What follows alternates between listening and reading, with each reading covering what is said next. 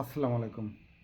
কিছু মানুষ সবসময় সময়ের সদ্ব্যবহার করে, অর্থাৎ সময়ের পরিস্থিতির উপরে নিজেদের উদ্দেশ্য ওই সময়ের সাথে ঢুকিয়ে দিয়ে অনেকটা সফল হবার জন্য চেষ্টা করে। বিএনপি পড়েছে সেই পরিস্থিতির এক দুর্ভাগ্যজনক অবস্থার ভিতর দিয়ে। এটা তাদের নিজেদের খাসলতের জন্যই, নিজেদের বিহেভিয়ার, নিজেদের কর্মকাণ্ড, নিজেদের কথাবার্তা, বিভিন্ন কারণেই এই সুযোগটা নিচ্ছে। সেই সুযোগটা হচ্ছে বড় ধরনের একটা গুজব বা প্রোপাগান্ডা ছড়ানো হচ্ছে বিএনপির নামে, বিএনপির বিরুদ্ধে। এই সুযোগটা নিয়েছে বিএনপির, যেমন জামাতের উপরে সরাসরি আক্রমণাত্মক মনোভাব, কথাবার্তা উচ্চবাচ্য, তেমনি ইসলামী শক্তিকে মৌলবাদী শক্তি হিসাবে আখ্যা দেওয়া এবং মৌলবাদকে বাংলাদেশে রাষ্ট্রীয় ক্ষমতায় না আসতে দেওয়ার জন্য বিভিন্নভাবে বিভিন্ন সময়ে যে পরিস্থিতি তৈরি করা হয়েছে এবং যেসব কথাবার্তা বলা হয়েছে তার সাথে সামঞ্জস্যপূর্ণ রেখেই একটি দল বা একটি গ্রুপ বিএনপির নেতাদের ছবি দিয়ে তার উপরে নিচে বিভিন্ন ধরনের গুজব ছড়াইয়ে যাচ্ছে, যা অন্য মানুষ এইভাবেই বিশ্বাস করছে যে বিএনপিরা তো এই সুরেই কথা বলছে, এইভাবেই কথা বলছে, এই বাক্যগুলোর মতো করেই কথা বলছে। অর্থাৎ অনেক কিছু দোষারোপ করেও এই গুজব ছড়িয়ে সত্যের সাথে গুজবকে মিশিয়ে দিয়ে বিএনপিকে এক ধরনের কোল ঠাসা করে ফেলার মতো বেশ পরিস্থিতি তৈরি করে ফেলা হয়েছে রাজনীতির মাঠে, রাজনৈতিক অঙ্গনে বা সামাজিক মাধ্যমে। বিশেষ করে যারা একেবারেই ফিল্ডে হাজির থাকে না, কিন্তু তারা কখনো টিভির দিকে তাকিয়ে থাকে বা নিজের হাতে থাকা মোবাইলের যে ইউটিউব বলেন, ফেসবুক বলেন, সামাজিক যোগাযোগ মাধ্যমগুলো, সেগুলো খেয়াল করেন, বোঝার চেষ্টা করেন বা আপডেট থাকার চেষ্টা করেন। এই সব জায়গাগুলোতেই এই গুজবের ছড়াছড়িটা খুব বেশি। কিন্তু কোনটা গুজব আর কোনটা সত্য এটা যাচাই বাছাই করবার সক্ষমতাটা দর্শক বা শ্রোতাদের খুব কম থাকে, সময়ও কম থাকে, অতটা দেখারও সময় পায় না। কিন্তু তারা ওই লাইনগুলো দেখে সমালোচনায় মত্ত হয় বা নিজেরা সিদ্ধান্ত নেবার মতো একটা মানসিক প্রস্তুতি গ্রহণ করে ফেলে। ইদানিং ডাকসু নির্বাচনকে নিয়ে যেমন আব্বাস বলছে যে ওখানে শিবিরের এত ভোট কোত্থেকে এলো, কিভাবে আসলো। অর্থাৎ তাদের বিশ্বাস যে দেশের আমলিগ না থাকলে সবই বিএনপি, এবং আমলিগ যে চাপে আছে ওরাও এখন সব বিএনপি, যেমন তারা নিজেরা আমলিগ হয়ে গিয়েছিল। কিন্তু এটা আদতে সম্ভব নয়। বিএনপি ছদ্মবেশে হোক বা আত্মরক্ষার্থে হোক, যে কোনো কারণেই হোক আমলিগ হয়ে যায়, আমলিগ সেজে থাকে, আমলিগের ভিতরে তাদের কাছে নতজানু হয়ে যেভাবেই হোক থাকে। কিন্তু আমলিগ কখনো মাথা নত করে, মাথা নিচু করে নিজেকে বাঁচাবার জন্য বিএনপির আশ্রয় চাবে না, বিএনপিতে আসবে না, বিএনপির কাছেও থাকবে না। এমনকি লিখিত যা যেভাবে হোক ইচ্ছা লিখে নিতে পারেন, কোনো আমলিগের একটি ভোটও বিএনপিকে দেবে না, কোনো দিনও দেয় নাই, ভবিষ্যতেও দেবে না। যতটাই চাটুকারিতা আপনারা করেন তাদের সাথে বা তারা এসে করুক, আপনাদের সাথে ভোট দেবে না। ডাকসুতে যে ভোট জামাতে ইসলাম অঙ্গ সংগঠন শিবির পেয়েছে, এটা তাদের কৃতকর্মের ফল। আর আপনারাও যেটা পেয়েছেন, বিএনপি যেটা পেয়েছে, সেটাও বিএনপির কৃতকর্মের ফল। 5ই আগস্ট 24-এর পরে দেশে বিএনপির যে আধিপত্য বিস্তার নিয়ে খুনোখুনি, রাহাজানি, মারামারি, বিভিন্ন জায়গার দখলদারিত্ব, বিভিন্ন জায়গার চাঁদা চুরি, বিভিন্নভাবে মানুষকে যে হয়রানি করছে, এই বিএনপির হাই লেভেল, হাই কমান্ড কি এগুলো বিন্দুমাত্র তাদের কানে যায়নি, চোখে পড়েনি, বোধগম্য হয়নি? তাহলে নিচের মানুষ যে এত চিল্লাচ্ছে, এত ভয়েস রেস করছে, এত কথা বলছে এই নিচের মানুষগুলা, তাদের কি কান এতই উপরের দিকে ঊর্ধ্বগমন যে নিচের থেকে কোনো শব্দই তাদের কানে যাচ্ছে না? তাদের চোখ কি এতটাই অট্টালিকার উপর দিয়ে নিক্ষিপ্ত হচ্ছে, যে নিচেই তাদের দেখার মতো কোনো সময় নেই বা নিচের দিক তাকানোর মতো কোনো সময় নেই। জনগণকে তারা কি একেবারে মানুষই মনে করছে না তাদের ছাড়া? তারা কয়েকজন ছাড়া সাধারণ দেশের মানুষ, যে এই যে অভ্যুত্থান হলো, এত বড় একটা স্বৈরার শাসক দেশের থেকে পালিয়ে গেল, অথচ তারা বারবার বলছে যে এর ভিতরে আমরা নেই। এই স্বৈর শাসককে পালানোর ভূমিকায়, পালিয়ে যাবার ভূমিকায় তারা নেই, কিন্তু তারা নির্বাচন এবং তাদেরকেই ক্ষমতায় আসতে হবে, এই জায়গায় কিন্তু তারা অটল। সালিশ মালি মানে কিন্তু তাল গাছটা আমার, বিএনপির যেটা স্বভাব চরিত্র হয়ে দাঁড়িয়েছে। কিন্তু হেরে গিয়েও কিভাবে জিততে হয়, হেরে গিয়েও পরাজিত হয়েও কিভাবে সেই বিজয়ীকে পরাজিত করে ফেলতে হয়, সেই জিনিসটা বিএনপির কথার মাধুর্যতা তো নেই, বাক্য গঠন সেন্টেন্স তৈরি করতেও তারা সম্পূর্ণ ব্যর্থ। যদিও বা সালাউদ্দিন সাহেব বলেছে বিজয়ীকে অভিনন্দন জানানো রাজনৈতিক দলের একটি শিষ্টাচারের মধ্যে পড়ে, সৌজন্যতার মধ্যে পড়ে, কিন্তু সেখানে আব্বাস কি বলতেছে, দুদু কি বলতেছে, রুবিন ফারহানা কি বলতেছে, যারা সবসময় টক শোতে ব্যস্ত রাখেন মানুষকে, যারা সবসময় নিজেদের দিকে আকৃষ্ট করে ধরে রাখতে চান, নিজেদের মধ্যে বিএনপিকে প্রতিফলিত করতে চান, তারা কি বলছে? ঢাকাতে না হয় ওই পরিস্থিতি, জাহাঙ্গীরনগর শিবির অত্যন্ত ব্রিলিয়ান্ট পয়েন্টে একটি গেম খেলে চলে গেছে, এবং সেটা অত্যন্ত কৌশলী, হাসনাতের মাথার ব্রেন এটা, আমার যতটুকুন ধারণা। ওইটা শিবিরের প্যানেল নিয়েছে, এইটা জাহাঙ্গীরনগর শিবিরের প্যানেল নিলেও ওইখানে কিন্তু ভিপি একজন সমন্বয়ককে বানিয়ে দিয়েছে। অর্থাৎ শিবির এবং সমন্বয়কদের ভিতরে যে একটা গভীর সম্পর্ক, যে একে অপরের পরিপূরক, এটা তারা নিজেরা সমবন্টনের মাধ্যমে তাদের সৌহার্দ্যপূর্ণ সহাবস্থানের দৃষ্টান্ত রেখে গেল এটা। যদিও রাজশাহীতেও প্যানেল জিতে যাবে, এটা নির্ঘাত অর্বাচীন সত্য জিতে যাবে।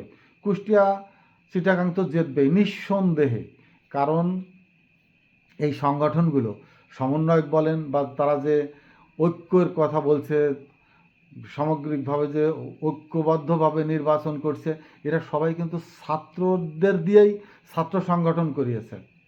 ছাত্রের বাইরের কোনো ছেলেকে দিয়ে এরা ছাত্র সংগঠন করায়নি।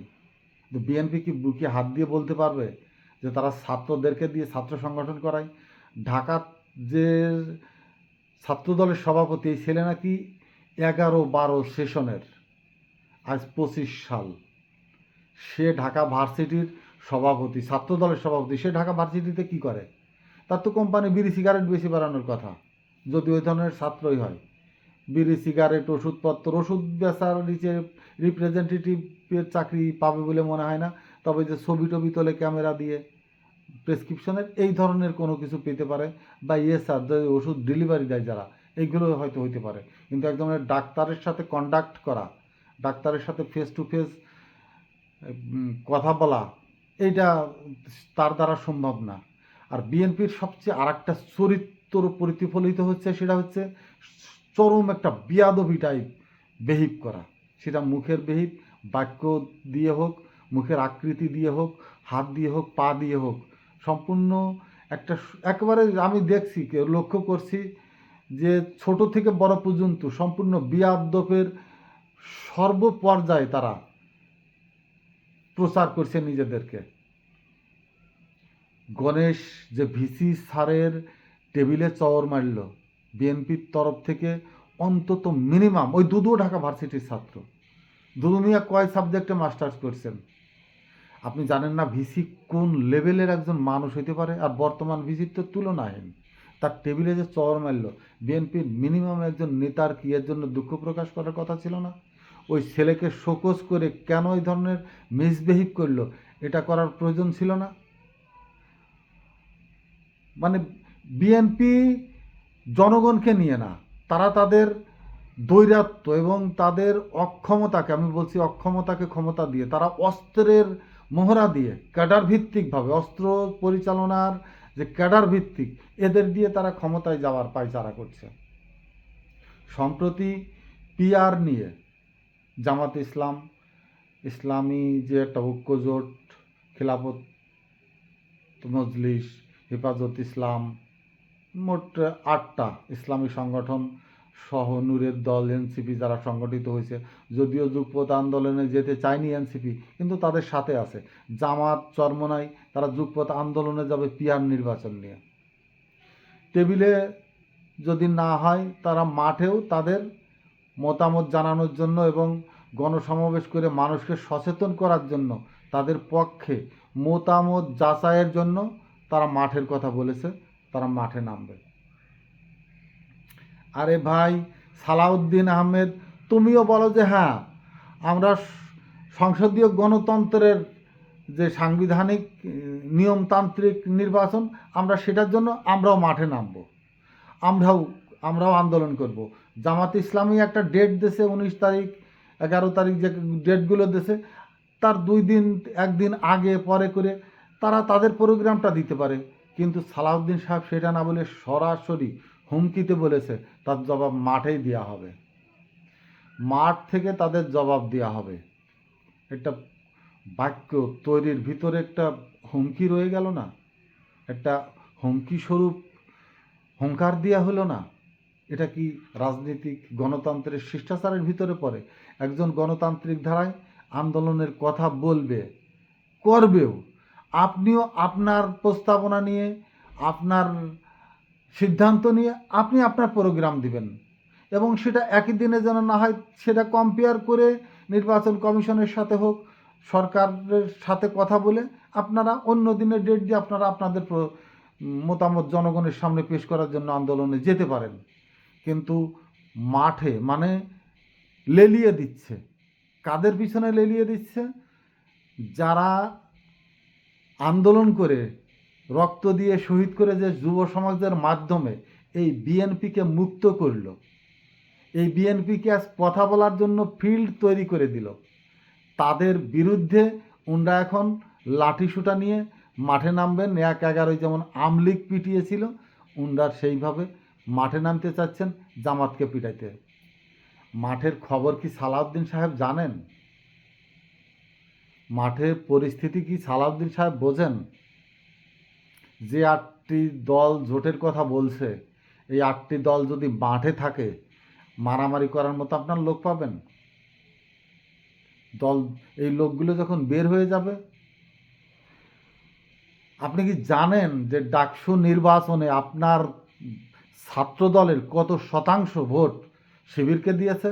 তারা কমিটিতে আছে, বিএনপির কমিটিতে আছে, বিএনপির মিছিলে যায়, বিএনপির সমস্ত কিছু প্রোগ্রামে থাকে, কিন্তু তারা শিবিরকে ভোট দিয়ে চলে গেছে। জানেন আপনারা? এই খবরটুক নেওয়ার মতো ইন্টেলেকচুয়াল ব্রেন কি আপনাদের মাথা আছে বের করে আনার মতো? মনে হয় নেই। সেরকমের থাকলে এই ধরনের কথা না বলে আপনারা ভিতরে ভিতরে গোপনে অন্তত তদন্তটা করে খোঁজ নিতেন যে কারা শিবিরকে ভোট দিয়েছে আপনাদের লোকেরা। আমি এখন পরিষ্কার করে বলি, একেবারে নির্দিষ্ট তথ্য সহ আপনি মিলিয়ে দেখবেন। বিএনপির যেসব কমিটি আছে না, কমিটি করছেন আপনারা, বিএনপি কমিটির থেকে 50 থেকে 60-70 ভাগ লোক জামাতকে ভোট দিয়ে যাবে। এখন আপনারা তাদেরকে লেলিয়ে দিতে পারেন জামাতের পিছনে দলে থাকার জন্য, বা কমিটিতে আছে, বিভিন্ন সুযোগ সুবিধা নিয়েছে, এতদিন নিতে চাচ্ছে আবারও, তারা প্রয়োজনে আপনাদের হুকুম যদি দেন আপনারা, তারা জামাতের মিটিংয়ে মিছিলের উপরে আক্রমণও করবে। কিন্তু আপনি নিদেন পক্ষে জেনে রাখেন, ওইখান থেকে 50 থেকে 60% লোক জামাতকে ভোট দিয়ে যাবে, আপনাদেরকে ভোট দেবে না। আপনাদের থেকে তারা মুক্তি চাচ্ছে। আপনাদের দল থেকে তারা বের হয়ে একটি শক্তি খুঁজছে, যে শক্তিটায় গেলে তাদের সন্তান, তাদের পরিবার, তারা ব্যবসা বাণিজ্য চলা ফেরার সমস্ত জায়গায় নিরাপদে থাকতে পারবে। কোনো হুমকি ধামকির বাইরে নেতা খুঁজছে তারা। আপনারা তো কথায় কথায় কর্মীদের হুমকি দেন। ফখরুল সাহেব তো, এটা মিডিয়ায় বহুবার দেখা হয়েছে যে আপনারা কীভাবে কর্মীদেরকে তুচ্ছ তাচ্ছিল্য ভরে দেখে রাখেন, তারপরেও কুকুরের মতো মাথা নিচু করে আপনাদের পা চাটে কেন?